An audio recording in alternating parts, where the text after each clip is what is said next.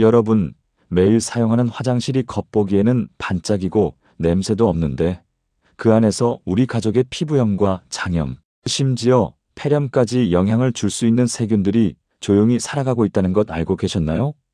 화장실은 구조적으로 세균이 살기 아주 좋은 공간입니다. 환기가 잘 되지 않고 늘 습기가 있고 잦은 접촉도 이루어집니다. 그래서 바닥이나 변기만 더럽다고 생각하기 쉬운데 실제로는 우리가 청결하다고 믿고 매일 쓰는 물건들에 더 많은 세균이 붙어 있는 경우가 많습니다. 그래서 오늘은 우리가 자주 쓰고 있는 화장실 속 세균 폭탄 물건 5가지를 말씀드리겠습니다. 그리고 왜 문제가 될 수 있는지, 그리고 어떻게 바꾸면 좋은지도 알려드리겠습니다. 시작하기에 앞서서 지금 화면 아래를 한 번만 내려다봐 주세요. 구독이라고 적힌 버튼이 보이실 겁니다.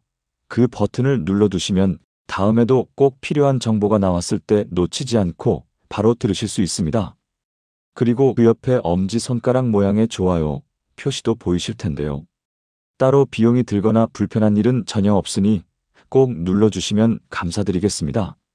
자, 이제 가장 중요한 이야기를 시작하겠습니다. 첫 번째는 칫솔입니다.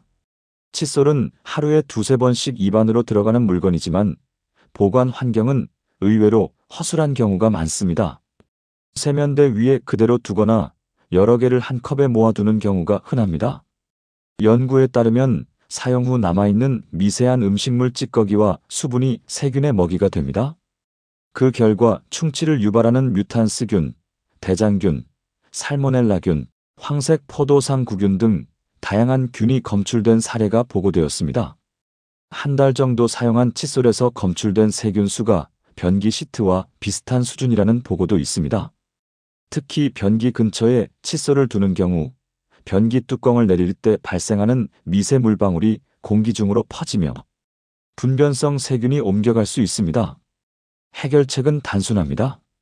변기 뚜껑을 닫는 습관, 칫솔 보호 캡 사용, 최소 3개월 주기의 교체입니다. 일주일에 한 번 정도 베이킹소다나 구강 청결액에 잠시 담그는 것도 도움이 될 수 있습니다. 두 번째는 샤워볼입니다. 샤워볼은 몸의 각질과 피지, 단백질 찌꺼기가 그대로 남는 구조입니다. 습도와 온도가 높아 세균이 자라기에 매우 좋은 환경입니다. 해외 의료기관 자료를 보면 수개월 사용한 샤워볼에서 변기보다 높은 세균 수치가 검출되기도 했습니다.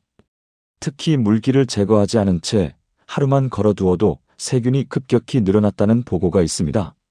샤워볼은 사용 후 충분히 헹군 뒤 바람이 통하는 곳에서 완전히 말리는 것이 중요합니다. 그리고 2~3달에 한 번, 찜찜하다면 한 달에 한 번 교체하는 것이 가장 확실한 방법입니다. 또한 피부가 민감한 부위에는 직접 사용하지 않는 것도 도움이 됩니다. 세 번째는 화장실 발매트입니다. 발매트는 물기와 발의 각질, 외부 오염이 한꺼번에 쌓이는 장소입니다. 보고된 자료에 따르면 일부 발매트에서 피부 감염과 장염을 유발할 수 있는 균이 검출되었습니다. 세균 수치가 변기 시트보다 높은 경우도 있었습니다. 해결책은 자주 세탁하고 햇볕에 말리는 것입니다. 일주일에 한 번 세척과 완전 건조, 이것만 지켜도 위험을 크게 줄일 수 있습니다. 수분 흡수가 빠른 규조 발매트가 상대적으로 위생적이라는 보고도 있지만 안전한 제품 선택이 중요합니다. 네 번째는 면도기입니다. 면도는 피부에 미세한 상처를 남깁니다. 이때 오염된 면도기를 사용하면 세균이 바로 침투할 수 있습니다. 연구에 따르면 면도기는 모낭염과 턱 주변 염증의 주요 원인 중 하나로 지목됩니다. 오래 사용한 면도기 손잡이에서 매우 높은 세균 수치가 검출된 사례도 있습니다. 면도 후에는 흐르는 물로 충분히 세척하고 완전히 건조시키는 것이 기본입니다. 칼날을 세면대에 두드리거나 수건으로 닦는 행동은 오히려 손상을 키울 수 있습니다. 한 달에 한 번 칼날 교체, 정기적인 알코올 소독이 도움이 될 수 있습니다. 마지막 5번째는 샤워기 헤드입니다.